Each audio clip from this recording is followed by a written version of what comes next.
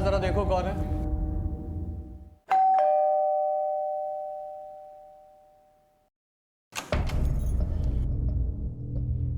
भैया आप आइए ना।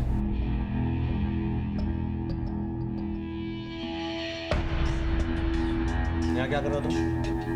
अपनी बहन से मिलने आया हूँ। लेकिन ये मेरा घर है, तुम्हारे बाप का घर नहीं है। ये क्या कह रहे हो तुम? भैया सारी पुरानी बातें भुलाकर आए हैं। शिखा, तुम्हारे लिए वो बातें होगी, लेकिन मेरे लिए वो मेरे माता पिता का, मेरी जाति का अपमान था, और वो मैं कभी नहीं भूल सकता। इससे पहले कि मैं कुछ कर बैठूं, निकलो यहाँ से, चलो। तेवर अभी तक बदले नहीं हैं, वहीं के वहीं हैं गिरे हुए। देखो, मैं अपनी बहन से मिलने भी आऊँगा और उसे साथ घर भी लेके जाऊँगा। देखते हैं तू क्या कर लेगा। और तुझे क्या लगता है, तू शिखा से मुझे दूर कर देगा? चलो निकलो यहाँ से, चल निकल निकल। छोड़िए ना, जाने दीजिए ना। चल।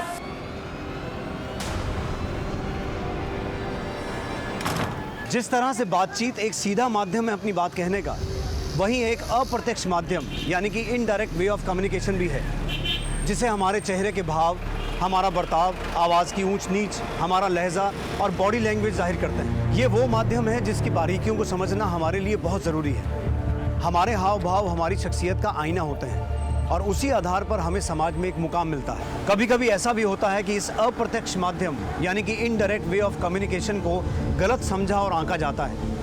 कही गई सीधी बात और इशारे का लोग गलत मतलब निकाल लेते हैं और यही बात कई बार बहुत हानिकारक भी साबित होती है।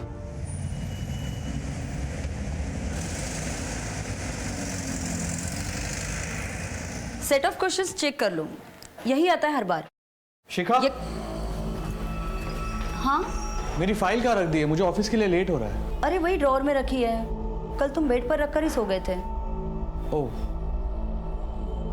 तो क्या कह रही थी मैं, ये कर लोगे तो स्कोर कर जाओगे, ठीक है?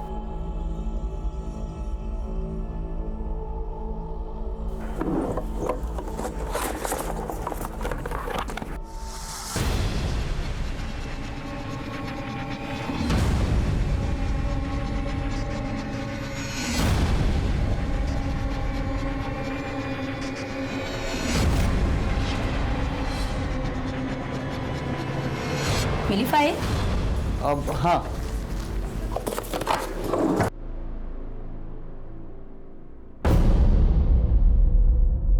निधि बेटा तुम रेडी हो गए? चलो चलो चलो चलो।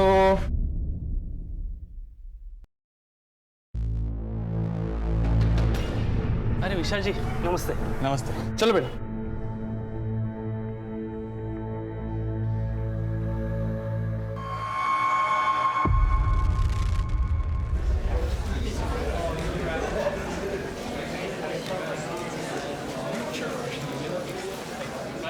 हाय रोहन। हाय निधि, साथ में क्लास चले? ओके। क्यों झगड़ा किया तुमने? बोल क्यों नहीं रहे हो? बोल रोहन, क्या हुआ था? इसने तुझे क्यों मारा था? आप ही के बेटे ने कुछ किया होगा। नहीं, हमारी बेटी ऐसा कर ही नहीं सकती। ऐसे स्कूल में पढ़ाए हम अपनी बच्ची को। रिलैक्स, क्या बातें कर रहे हैं आप? चुप करिए आप। आपकी बेटी जैसी लड़कियां ही पूरे स्कूल का नाम खराब करती हैं। आपकी बेटी जैसी मतलब? नहीं मतलब हम कुछ बोल नहीं रहे, इसका मतलब ये नहीं कि आप कुछ भी बोलोगे। यही सिखा रहे हो अपनी बेटी को, जो ऐसे स्कूल में मारपीट करती है? हाँ सिखा रहा हूँ, क्या कर लोगे तुम? अरे अरे कैसी बातें कर रहे हैं आप लोग, शांत रहिए जरा। बोल करेगी फिर ऐसा तू? अरे जाने दीजिए ना, बच्ची है, हो गई गलती, धीरे धीरे आ जाएगी उसे भी समझ। ये सब तुम्हारा ही किया धरा है जो इतना बिगड़ गई है। अभी 10 साल की है तो ये हाल है, बड़ी हो जाएगी तो पता नहीं कहाँ मुंह काला करवा देगी, तब पछताती रहना तुम।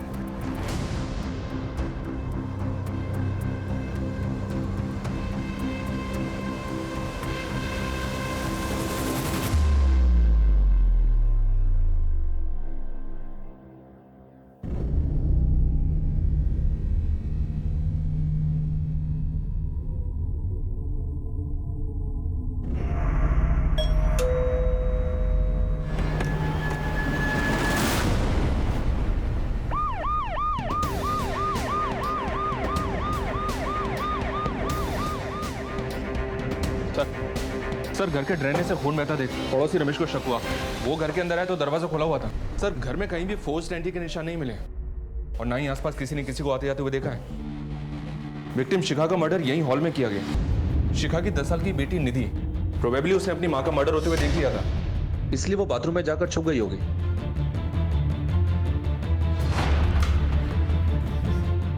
उसका मर्डर करने के लिए वॉशरूम का दरवाजा तोड़ा गया। हत्यारे ने दरवाजा तोड़ा और अंदर गया और उसको भी मार दिया। लेकिन सर इंटरेस्टिंग बात यह है कि मरने से पहले लड़की ने अपने खून से दीवार पर यह नाम लिखा, बिट्टू। इसका मतलब है इस बिट्टू का कोई ना कोई कनेक्शन तो है इन मर्डर से। या तो ये बिट्टू किलर है जिसके बारे में निधि हमें बताना चाहती थी, या फिर बिट्टू इन मर्डर्स के बारे में कुछ ना कुछ तो जानता है। घर से कुछ चोरी हुआ? जी हाँ सर, कबर्ड में कुछ गहने और पैसे थे जो चोरी किए गए, और शिखा का मोबाइल भी गायब है।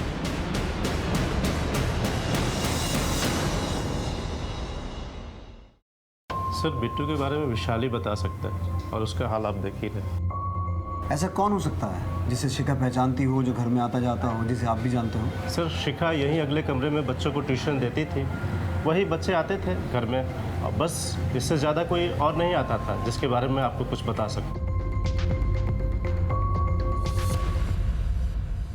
मनीष सर, इस एरिया में जितने भी बिट्टू नाम के लोग हैं सबको राउंड अप करो और ये पता लगाओ कि इनकी फैमिली में बिट्टू नाम का कोई आदमी है क्या। और जो बच्चे यहाँ पढ़ने आते हैं उनकी भी डिटेल्स चेक करो, कहीं उनमें से कोई बिट्टू तो नहीं। जी सर।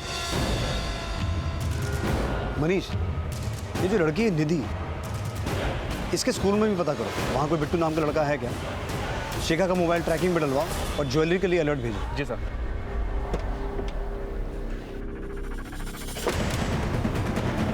बिट्टू तेरा नाम है? नहीं सर, बिट्टू और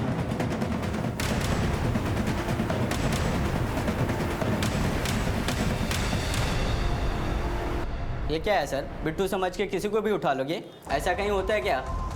देखो अभी हम सिर्फ इंक्वायरी करें, एक बार तहकीकात पूरी हो जाएगी ना, उसके बाद तुम सबको छोड़ दिया जाएगा। समझ में आया? जब आपकी बीवी का मर्डर हुआ था उस वक्त आप कहाँ थे? मैं तो ऑफिस में ही था। देखिए विशाल जी, हमें आपके घर में किसी भी फोर्स एंट्री के निशान नहीं मिले हैं। अब ये जो भी आदमी था बिट्टू, उसे या तो आपकी बेटी जानती थी या आपकी बीवी शिखा, जिन्होंने उसे अंदर आने दिया, और आपकी बेटी ने भी अपने खून से बिट्टू लिखा था वॉशरूम में। ये बिट्टू है कौन? सर अगर मुझे पता होता ना तो अभी तक वो जिंदा नहीं होता। याद करने की कोशिश कीजिए, कभी आपके घर में आपकी बेटी ने या आपकी बीवी ने बिट्टू नाम के किसी आदमी का जिक्र किया हो? नहीं सर, मुझे याद नहीं है। आपकी आखिरी बार कब बात हुई थी अपनी बीवी से? सर उसी दिन दोपहर को। अरे निधि की छुट्टी 2 बजे तक हो जाती है, आ जाएगी थोड़ी देर में। वैसे तुम क्या कर रहे हो? कुछ नहीं, आज मुझे भी ऑफिस में थोड़ा काम है, आते आते लेट हो जाएगा, 6-7 बज जाएंगे। कुछ सामान लाना है? नहीं, कुछ नहीं लाना है। ठीक है। फोन आपने किया था या शिखा ने? सर शिखा ने ही किया था। कुछ काम था उसे आपसे? नहीं सर, ऐसे ही किया था। फिर 2 घंटे के बाद रमेश का फोन आया और उसने बताया कि घर पे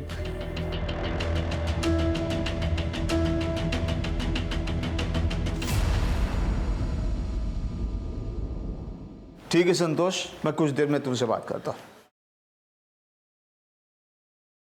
अरे गायत्री, अरे तुमने संतोष को फोन किया था कोई मकान वगैरह किराए पे लेने के लिए? हाँ किया था ना। क्यों? अरे क्यों क्या, अभिनव की होने वाली बहू अब इस मकान में नहीं आएगी, हम किसी किराए के दूसरे मकान में जाके रहेंगे। इसीलिए मैंने संतोष को कहा था कि हमारे लिए कोई बड़ा सा अच्छा सा मकान ढूंढे। अरे पागल हो गई हो क्या? अपना खुद का इतना अच्छा मकान छोड़कर हम लोग किराए के मकान में रहेंगे? देखिए, पंडित जी ने कहा है कि अभिनव की होने वाली बहू के लिए ये मकान का वास्तु अशुभ है। अरे कौन से पंडित ने कहा है? आप कुछ भी कहिए, पर इस घर में अब हमारी होने वाली बहू नहीं आएगी, मतलब नहीं आएगी, समझे?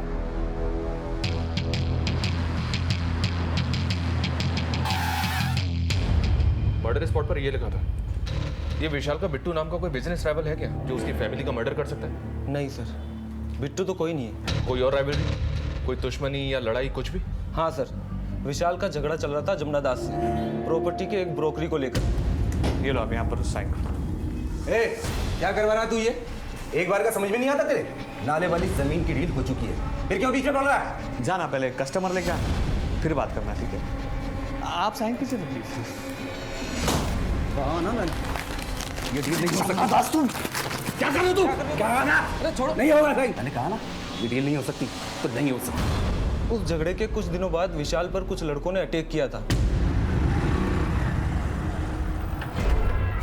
अरे ऐसे कोई गाड़ी चलाता है क्या? बहुत शौक है दूसरे के काम में टांग अड़ाने का। अब देख तेरे साथ क्या हाल करते हैं। मारो सारे को।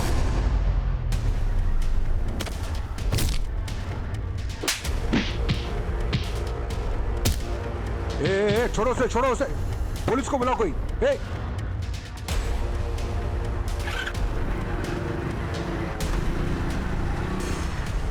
अरे हिम्मत है तो अकेला आओ, फिर दिखाता हूं कितनी चर्बी है मेरे में। जाओ बता देना अपने बाप को, विशाल डरता नहीं है। लेकिन विशाल को पूरा डाउट था कि अटैक जमुना दास ने ही करवाया था उसके ऊपर। ये जमुना दास कहाँ रहता है? आपके पास कोई सबूत है तो बताएं कि हमने मारा उसके बीवी बच्चों को। देखिए जमुना दास जी, दुनिया में सारे फसाद की जड़ 3 चीज़ें होती हैं, जर, जोरू और ज़मीन। और यहाँ इस मामले में ये तीनों ही हैं। देखिए साहब, मैं ऐसे टुच्चे काम नहीं करता। वो ज़मीन सरकार लेने वाली थी, इसलिए मैं खुद ही हट गया, वरना विशाल तो क्या उसके बाप की औकात नहीं थी हमें रोकने की। सर। हाँ मनीष। सर जमुना दास से बात हुई, कुछ ज़्यादा ही टेढ़ा आदमी लग रहा है। जमुना दास और विशाल, इन दोनों के पीछे अपने आदमी लगाओ। इन दोनों के उठने बैठने की एक एक डिटेल चाहिए मुझे। शिखा का फ़ोन ट्रैक हुआ? नहीं सर, अभी तक स्विच ऑफ है। जुड़ने की भी कोई न्यूज़ नहीं है। विशाल और शिखा के सीडीआर मंगवाए हैं, जल्दी मिल जाएंगे। ठीक है। हर केस की एक कहानी होती है, लेकिन इस केस में 2 हत्याएं हो चुकी थी, पर कहानी अभी तक साफ नहीं हुई थी। एक आम सी जिंदगी में दिन दहाड़े घर में घुसकर हत्या और लूट का मामला तूल पकड़ रहा था। पुलिस पर हमेशा इस बात का दबाव रहता है कि वो हर एक केस को जल्द से जल्द निपटाएं। ये मामला काफी पेचीदा था और इनिशियल इन्वेस्टिगेशन में हमारे हाथ कुछ भी नहीं लगा था, इसलिए हम एक एक लीड को टटोलते हुए आगे बढ़ रहे थे।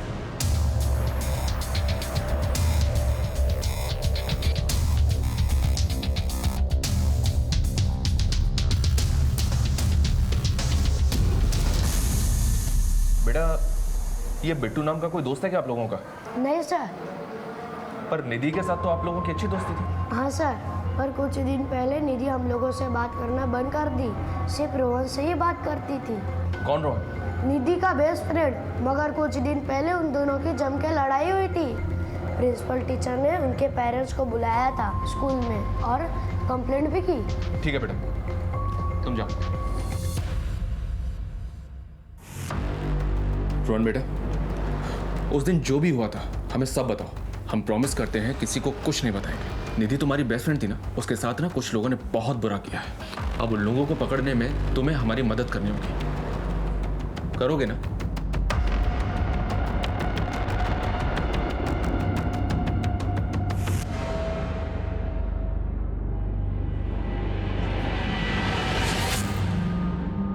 देखो, अब यहाँ पे मेरे और तुम्हारे अलावा और कोई नहीं है, हाँ? इसलिए तुम्हें डरने की कोई जरूरत नहीं है। बताओ, उस दिन क्या हुआ था? सर, वो मेरी दोस्त नहीं थी। तो फिर? सर, वो मेरी गर्लफ्रेंड थी। अगर ऐसा था तो झगड़ा क्यों हुआ था? सर, उसने मुझे काट लिया। मैं डर गया था, इसलिए मैं चुप रहा। सर, लेकिन आप पापा को कुछ मत बताइएगा सर, प्लीज। Don't worry. वो स्कूल में ऐसी हरकत करती थी और आपको पता ही नहीं? देखिए सर, बच्चे स्कूल में 5-6 घंटा ही रहते हैं और घर पर सारा दिन। और रही बात हमें नहीं पता होने की, तो निधि का बिहेवियर कुछ 3 महीने से बहुत बदल सा गया था। ना तो वो अपने टीचर से बात करती थी, ना अपने दोस्तों से। तो हमें कैसे पता चलता कि उसके मन में क्या चल रहा है? फिर भी आप हमारे हिंदी टीचर उदित जी से बात कर सकते हैं। वही उसके क्लास टीचर हैं और उसे एक्स्ट्रा ट्यूशन भी देते हैं। सर, उसके बिहेवियर में चेंज तो आया था, बट वो ऐसा करेगी मुझे भी आइडिया नहीं था। मरने से पहले निधि ने ये लिखा था। हमें डाउट है कि इन मर्डर्स में बिट्टू का हाथ हो सकता है, और ये भी पॉसिबल है कि ये बिट्टू ही निधि को हैरेस कर रहा था और निधि ने ये सब उसी से सीखा। सर, मैं किसी बिट्टू को तो नहीं जानता, पर मुझे पूरा यकीन है कि ये निधि ने नहीं लिखा है। निधि ने नहीं लिखा मतलब? निधि सारे सब्जेक्ट्स में बहुत अच्छी थी, बस उसको हिंदी में प्रॉब्लम थी। बड़ी ई और छोटी ई की मात्रा तक में कंफ्यूज रहती थी, और ये बिट्टू लिखना इतना कठिन है, इतनी मात्राएं हैं इसमें, निधि हिंदी में तो लिख ही नहीं सकती। अगर उसे लिखना भी होता तो वो इंग्लिश में लिखती। Are you sure? बिल्कुल सर। आप चाहे तो उसकी हिंदी की नोटबुक देखिए, आपको खुद अंदाज़ा लग जाएगा कि उसकी हिंदी कैसी थी।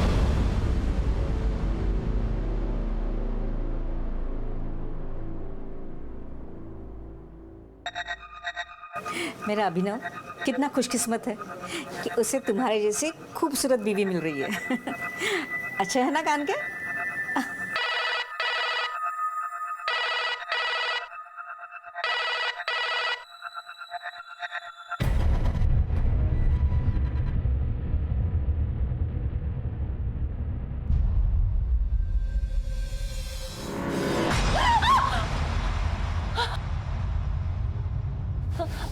आप इस वक्त यहाँ क्या कर रहे हैं? क्या हुआ बहू?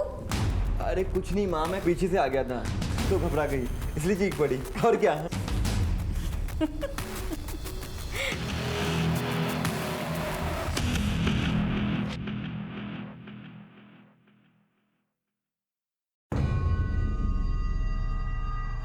सर, निधि के बैग से ये डायरी मिली है, ये देखिए इसमें क्या क्या लिखा है। दो लोग एक साथ रहते हैं, प्यार करते हैं, अगर सब ऐसे ही रहें तो कितना अच्छा हो लाइफ में, बट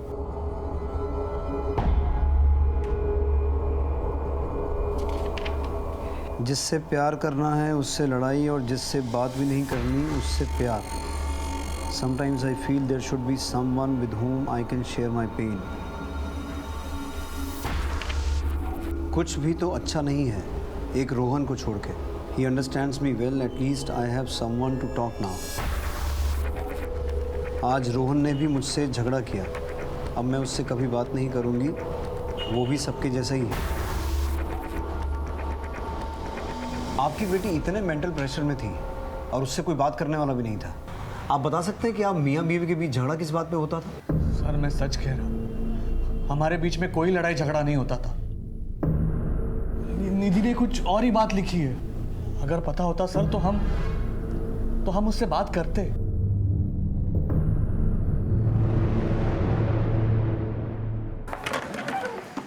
निधि की हिंदी की नोटबुक से ये तो साबित हो गया कि बिट्टू पुलिस की इन्वेस्टिगेशन को दूसरी दिशा में मोड़ने के लिए लिखा गया था। लेकिन क्या हुआ सर, क्या सोच रहे हैं? समझने की कोशिश कर रहा हूं कि मैं सही हूं या गलत। मतलब मनीष, उस घर में सब कुछ 2 बजे के आसपास ही हुआ। निधि स्कूल से घर आई, मर्डरर घर आया, मर्डर और लूट करके वहां से चला गया। शिखा ने विशाल को फोन भी लगभग 2 बजे के आसपास ही किया, वो भी बिना किसी कारण के।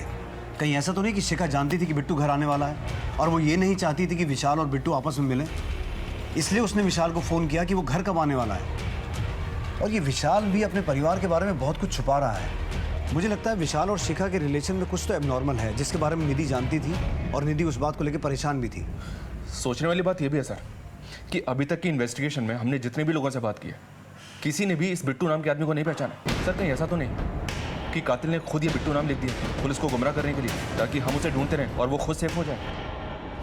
हो सकता है मनीष, और हो ये भी सकता है कि कातिल ने हमें चुनौती दी हो उसे पकड़ने की, या फिर ये बिट्टू नाम का आदमी सच में एग्जिस्ट करता है, जिसका नाम कातिल ने जानबूझ के वहां लिखा ताकि वो फंस जाए। मनीष, इस परिवार के बारे में और गहराई में पता करो, शायद बिट्टू नाम के किसी आदमी का कुछ सुराग मिले।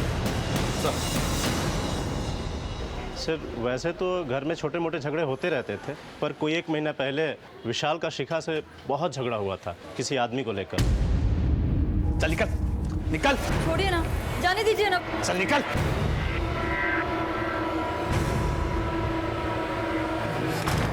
सर कौन था, क्यों झगड़ा हुआ था, ये तो मुझे नहीं मालूम। वो आदमी इस मोहल्ले में न पहले दिखा था और ना ही बाद में दिखा।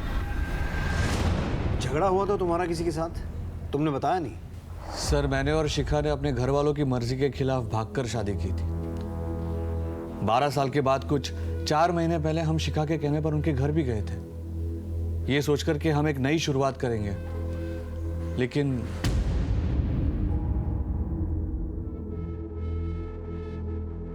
पुरानी सारी बातें भूल जाइए ना पापा, अब तो आपके नातिन भी आपसे मिलने की जिद करती है। पूछो नाना की। जब बेटी ही मर गई तो नवाजी कैसी? तुम लोगों ने यहाँ आने की हिम्मत कैसे की? चले जाओ यहाँ से और दोबारा यहाँ कदम रखने की कोशिश भी मत करना। पापा प्लीज, निधि नाम रखा है इसका, कम से कम इसके लिए। शिखा, ये सब क्या ड्रामा है? निकलो यहाँ से। विशाल लेकर जाओ इसे, अगर नहीं गए तो देख लेना। देख लेना मतलब? नहीं माना कि हम दूसरी जाति के हैं, लेकिन हमारे संस्कार तुमसे बहुत ज्यादा बेहतर है। अरे आनंद, तुझे तो एहसान मानना चाहिए कि मैंने ऐसे घटिया संस्कार वाले परिवार के साथ रिश्ता जोड़ा है। निकल निकल यहाँ से, और दोबारा मत आना यहाँ पर। निकलो यहाँ से। शिखा!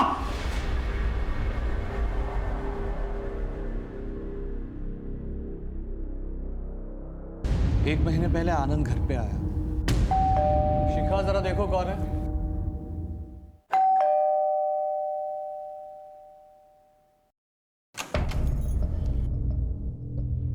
भैया आप आइए ना।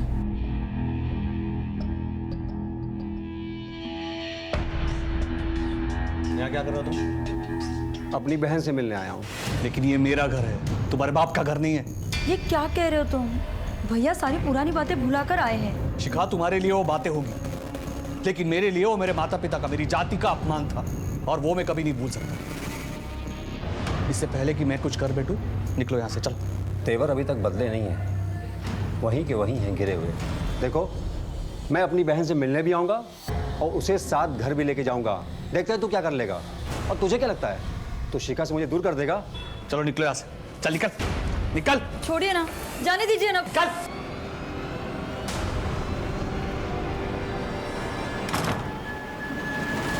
शिखा के कहने पर ऑलरेडी बेइज्जती सहन की थी, अब और नहीं सहना था। इसीलिए उसे देखकर गुस्सा आ गया और फिर झगड़ा हो गया। लेकिन इतना कुछ हो गया, फिर भी ये बात तुमने हमें बताई नहीं। बाथरूम में बिट्टू पड़ने के बाद उनकी तरफ कभी ध्यान ही नहीं गया। गुस्से में हो गई थी मारपीट। हम तो बाबूजी को मिलवाना चाहते थे, लेकिन शिखा से मिलने के बाद बाबूजी को गुस्सा आ गया। वो जैसी भी थी मेरी बहन थी सर। ये झूठ बोल रहा है सर। इसके पिता मनोहर शर्मा की सारी प्रॉपर्टी इसके नाम पर है। ये देख, सबूत है हमारे पास। शिखा अगर घर वापस लौटती तो आधी प्रॉपर्टी इसके नाम हो जाती ना। सर, हम भाई बहन के बीच प्रॉपर्टी का मसला कभी नहीं था। सर, ये दूसरी जात वाले विशाल की चाल है। सर, 12 साल का बदला ले रहा है मुझसे। सर, मैंने ऐसा कुछ नहीं किया है। 12 नवंबर को जिस वक्त शिखा का मर्डर हुआ था, तू कहाँ था? सर, घर पे।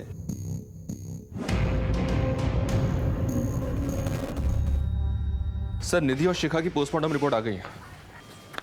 निधि की रिपोर्ट में तो कुछ नहीं मिला, मतलब वो मर्डर से 1-2 घंटे पहले ही फिजिकल हुई थी। फिजिकल? लेकिन किसके साथ? उसका पति विशाल तो उस वक्त ऑफिस में था। सर, शायद आपका अंदाजा बिल्कुल सही था। शिखा का जिसके साथ अफेयर होगा वो शिखा से मिलने आया होगा, सेक्स किया, उसके बाद मर्डर किया, और फिर पुलिस को धोखा देने के लिए वॉशरूम की दीवार पर उसने ये नाम लिख दिया, बिट्टू। या फिर सर ये भी हो सकता है कि ये कोई रेप केस हो। शिखा की लाइफ को और अच्छे से टटोलना होगा। सीडीआर आने में कितना वक्त लगेगा? शाम तक आ जाएंगे सर।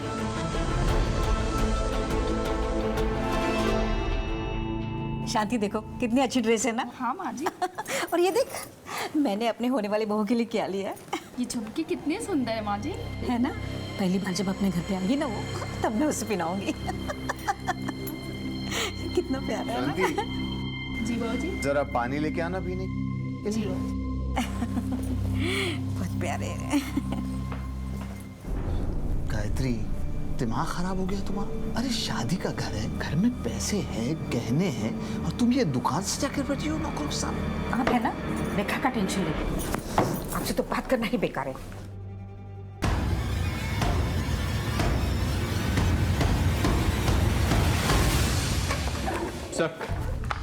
सर, शिखा और विशाल के कॉल रिकॉर्ड्स आ गए। मर्डर वाले दिन शिखा ने विशाल को कॉल किया था 2 बजे के आसपास, जब वो ऑफिस में था। लेकिन सर, ये एक नंबर और है जिसके साथ शिखा रेगुलर टच में थी, और मर्डर से पहले भी बात हुई थी उसकी। किसका नंबर है?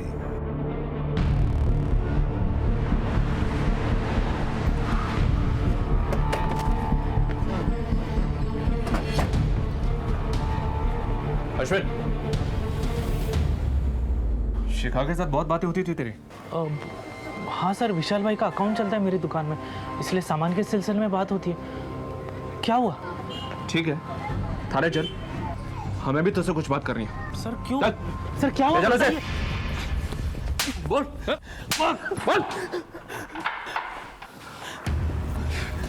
बहुत डीट बंदा है सर, इतना तोड़ो लेकिन अपना मुंह खोलने के लिए तैयार नहीं है। अरे तो इतनी मेहनत करने की जरूरत क्या है? ये लो, ब्लड सैंपल लो और डीएनए मैचिंग के लिए भेज दो। अगर ये उस दिन फिजिकल नहीं हुआ था तो पता चल जाएगा, और अगर ये झूठ बोल रहा है तो फिर अपनी हालत का जिम्मेदार खुद होगा।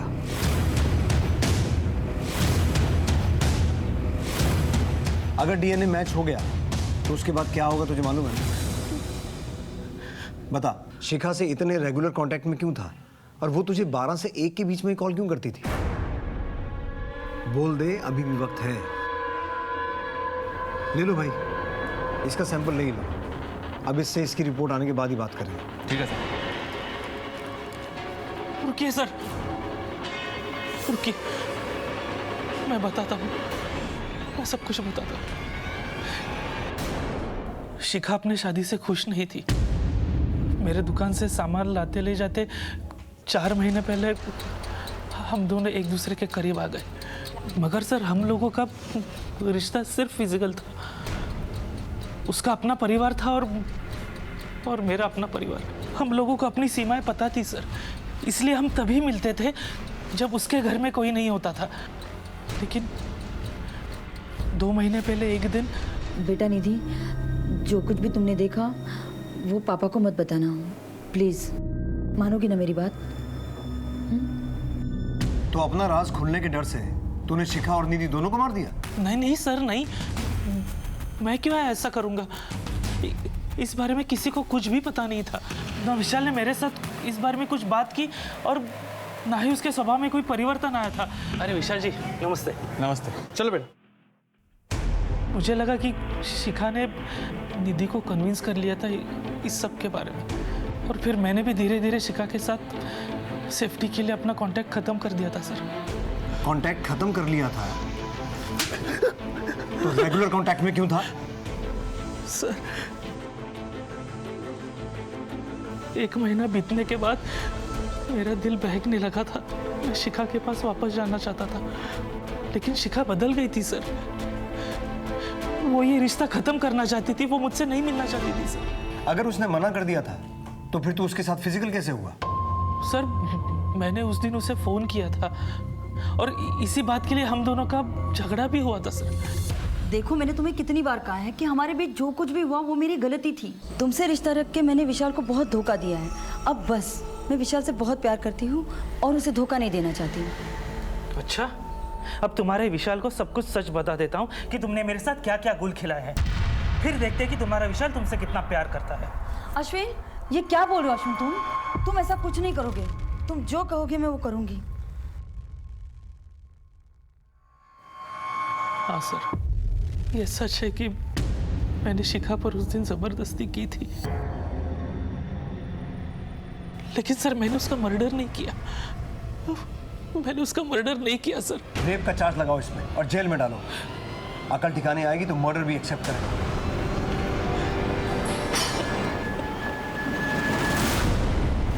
सर अश्विन की दुकान के सीसीटीवी फुटेज में शिखा के मर्डर के वक्त तकरीबन 2:30 बजे अश्विन अपनी दुकान में ही मौजूद था। लेकिन सर इस विशाल के बारे में एक इंटरेस्टिंग बात पता चली है। क्या? ये देखिए सर, तकरीबन 3 महीने पहले पूरी फैमिली का 50 लाख रुपए का जॉइंट बीमा निकलवाया गया, और अब शिखा और निधि की मौत के बाद ये विशाल ही इस पॉलिसी का सोल बेनिफिशियरी है। मतलब विशाल के लिए फायदे का सौदा रहा ये डबल मर्डर। मनीष, कहीं ऐसा तो नहीं है कि विशाल को शिखा और अश्विन के अफेयर के बारे में पता चल चुका था, इसलिए पहले उसने इंश्योरेंस करवाया और फिर शिखा और निधि को मारकर अब पैसा निकालना चाहता हो? मनीष, एक काम करो, विशाल के माँ बाप के घर जाओ और पता करो कि आखिर माजरा क्या है। शिखा के घर वाले तो नाराज थे इसलिए वो सामने नहीं आए, लेकिन इसके घर से अभी तक कोई क्यों नहीं आया? जी सर।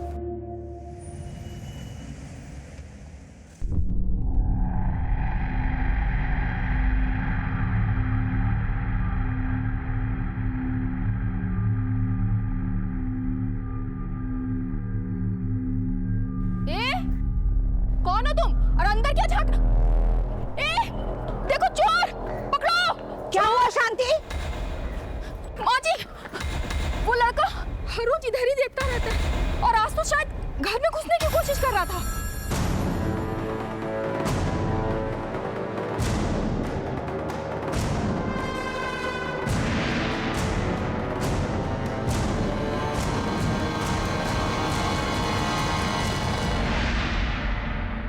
जी अनीता जी, बताइए क्या संबंध है आपके विशाल से?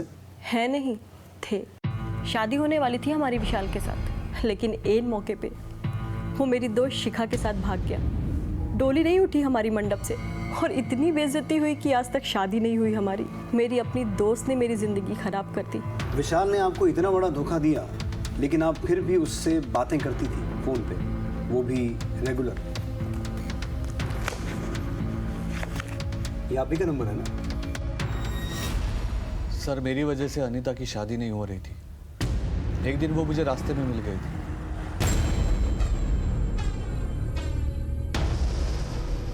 मुझे माफ करना अनीता, तुम्हारी बर्बादी का जिम्मेदार मैं हूं। मैंने बहुत गलत किया है तुम्हारे साथ। अगर तुम्हें किसी भी चीज की मदद चाहिए तो मुझे बता देना, लेकिन प्लीज मुझे माफ कर दो। हमदर्दी थी सर अनीता से, और कुछ नहीं। जिससे प्यार करना चाहिए उससे नफरत करते हैं, और जिससे बात भी नहीं करनी चाहिए उससे प्यार। कुछ याद आया? ये तो निधि के डायरी में लिखा था, लेकिन आप ये मुझे क्यों बता रहे हो? इसलिए विशाल की निधि ने ये बात शिखा को लेकर लिखी थी। शिखा तुम्हारे साथ शादी में खुश नहीं थी, इसलिए उसके संबंध अश्विन के साथ हो गए थे। सर, बकवास कर रहे हो आप, नाम खराब कर रहे हो आप शिखा का। मैं कोई बकवास नहीं कर रहा हूँ विशाल। अश्विन ने ये बात खुद कबूली है, और उसने हमें ये भी बताया है कि निधि ने उसको एक बार शिखा के साथ देख लिया था। इसकी वजह से ही निधि अपने दोस्त रोहन के साथ वो हरकतें कर रही थी। क्या? और ये भी कि निधि की लाइफ में स्ट्रेस तुम्हारे और शिखा के रिलेशन की वजह से। और एक बात, जिस दिन शिखा की मौत हुई थी उस दिन भी शिखा ने अश्विन के साथ रिलेशन बनाए थे। इतना चौंकने वाली बात नहीं है विशाल। एक अच्छी खबर तुम्हारे लिए भी है। यह है वो इंश्योरेंस पॉलिसी जिसके हिसाब से शिखा और निधि की मौत के बाद तुम्हें 50 लाख रुपए मिलने वाले हैं। ये पॉलिसी तुम्ही ने करवाई थी ना 3 महीने पहले। आप कहना क्या चाहते हो? तुम शिखा के अफेयर के बारे में जानते थे। अब शिखा भी रास्ते से हट गई, पैसा भी मिल गया, और बैक एंड पे तो वो अनीता थी ही।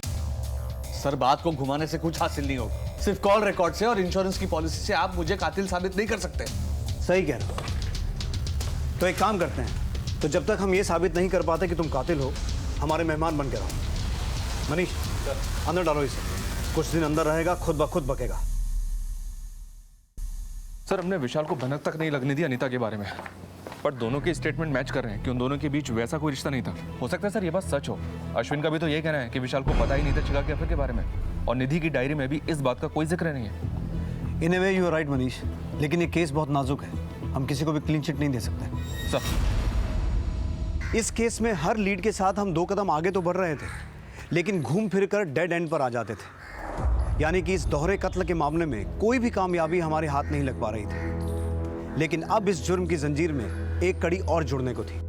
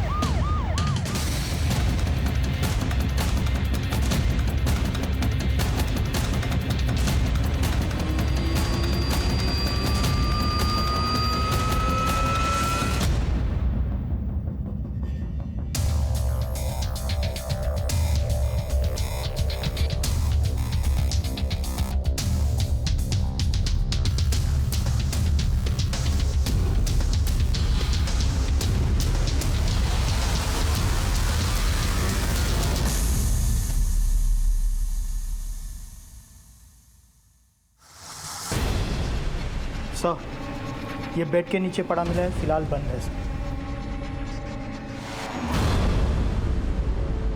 सर। गायत्री जी के बेड के नीचे से मोबाइल मिला है, फिलहाल बंद है। सर, लगता है गायत्री जी को स्ट्रैंगुलेट करके मारा गया है। ये भी पता चला है कि घर में कुछ ही दिनों में शादी होने वाली थी। घर से नकदी, गहने सब गायब है। घर में कहीं भी फोर्स एंट्री का निशान नहीं है, लेकिन ये सारा मामला लूटपाट का ही लग रहा है। इसका मतलब है किसी को घर की पूरी जानकारी थी। या तो दरवाजा अंदर से खोला गया, या फिर किसी मास्टर की का इस्तेमाल हुआ। जी सर, घर के अंदर लूटपाट भी हुई है। हत्यारे ने मर्डर किया और सारा माल लूट के निकल गए। ठीक है मनीष, बॉडी को पोस्टमार्टम के लिए भेजो, और सभी पुलिस स्टेशन में हत्या और चोरी हुए गहनों की अपडेट भेजो, और ये पता करवाओ कि उस एरिया में कोई गैंग वैंग तो एक्टिव नहीं है। सर, मम्मी पापा दिल्ली जा रहे थे मेरी शादी के कार्ड बांटने के लिए, पर अचानक से मम्मी की तबीयत खराब हो गई और उन्हें घर वापस लौट कर आना पड़ा। फिर मैं पापा के साथ दिल्ली गया। हम लोग वहीं थे जब हमें ये खबर मिली। आपको किसी पे शक है? घर में आने जाने वाला कोई आदमी या फिर पिछले कुछ दिनों में कुछ अजीब हुआ हो? हाँ सर, हमारी कामवाली ने कुछ दिनों पहले एक आदमी को घर के बाहर देखा था। ये फोन हमें आपके घर के बेड के नीचे से मिला है। नहीं सर, हम दोनों में से तो किसी का नहीं है, और गायत्री तो फोन रखती ही नहीं थी। मनीष, इसे साइबर टेक्नीशियन के पास भिजवाओ, ऑन करवाओ। हो सकता है मर्डर से छूट गया हो। और इनकी बाई ने जिस आदमी को घर के बाहर देखा था उसका स्केच बनवाओ। सर, इस केस के सिरे टटोलते हुए हम दूसरे केस में उलझ गए। इंसानी फितरत की कई कहानियां सामने आ रही थी। कोई भी जुर्म बिना दस्तक के नहीं होता। यहाँ भी जुर्म ने दस्तक दी थी। अभिनव के घर की मेड शांति ने घर के आसपास किसी अनजान आदमी को देखा था, और वहाँ विशाल के घर में इतना कुछ हो रहा था, लेकिन उसने कोई भी दस्तक नहीं सुनी।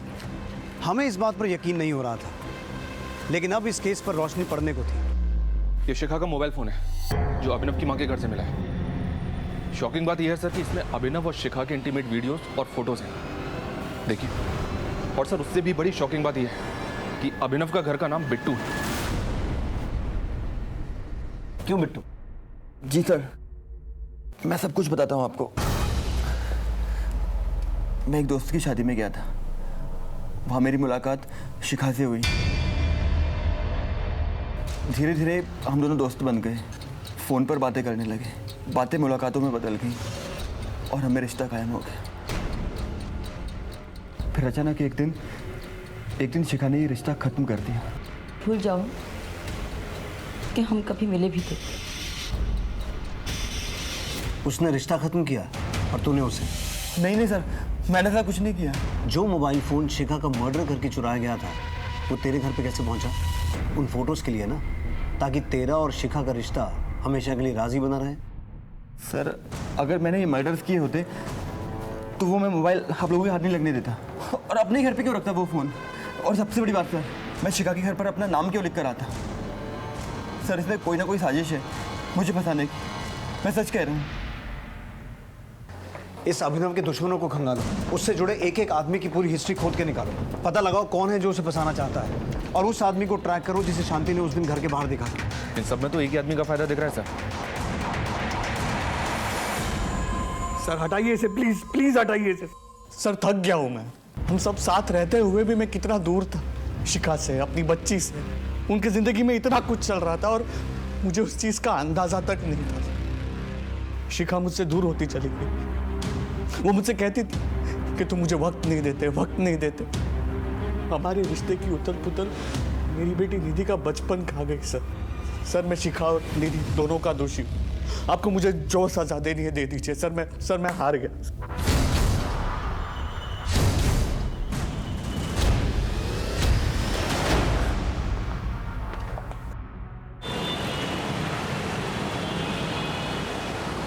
सर, गायत्री की मौत की असली वजह स्ट्रैंगुलेशन नहीं बल्कि डाइल्यूटेड वर्जन ऑफ साइनाइड है। मौत के बाद गला घोटा गया है। Diluted version of cyanide? ये तो पेस्टिसाइड मैन्युफैक्चरिंग फैक्ट्रीज में इस्तेमाल होता है और इतनी आसानी से किसी आम आदमी के हाथ नहीं आता। मनीष, इस जिले की जितनी भी पेस्टिसाइड मैन्युफैक्चरिंग कंपनीज हैं सबसे संपर्क करो, पूरी इन्फॉर्मेशन निकालो। सर,